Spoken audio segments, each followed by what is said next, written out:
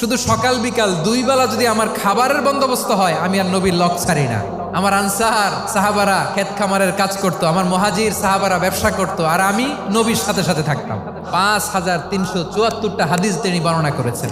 সবচেয়ে বেশি হাদিস বর্ণনাকারী সাহাবী আবু হুরায়রা রাদিয়াল্লাহু তাআলা আনহু। বিড়ালের বাবা কি করতেন? খালি হাদিস মুখস্থ করতেন। হাদিস প্রিজার্ভেশনের কাজে বিশ্বনবী ওনাকে কাজে লাগিয়েছেন। উনি একদিন বলেন, ইয়া রাসূলুল্লাহ আসমাউ মিনকা কাসীরান ফালা আহফাজু। নবী, অনেক কথা শুনি, আমার মনে থাকে না। বিষ্ণু বললেন, তাই তোমার চাদরটা বিছাও। আবু হুরায়রা বিছালেন। বিশ্বনবী হাত বুলায় দিলেন। এরপরে অনেক হাদিস বর্ণনা করলেন। আবু হুরায়রা বলে, তারপর থেকে বিশ্বনবী যাই বর্ণনা করে আমি শুনি আর একটাও বলি না। এখন সুবহানাল্লাহ। বিশ্বনবী ওনাকে নবীর এই যে লক্ষ হাদিস প্রিজার্ভেশনের এই দায়িত্ব দিয়েছেন সাইয়েদনা আবু হুরায়রা রাদিয়াল্লাহু তাআলা আনহুকে। আপনারা কি খেয়াল করেছেন কত বড় চৌকস ট্যালেন্ট হান্টার ছিল আমার নবী? এক একজনের এক এক ট্যালেন্ট, এক একজনকে এক এক দায়িত্ব দিয়েছেন, এক একজনের প্রতিভাকে এক একভাবে বিকশিত হওয়ার সুযোগ দিয়েছেন। আওয়াজ করে বলেন ঠিক কি না?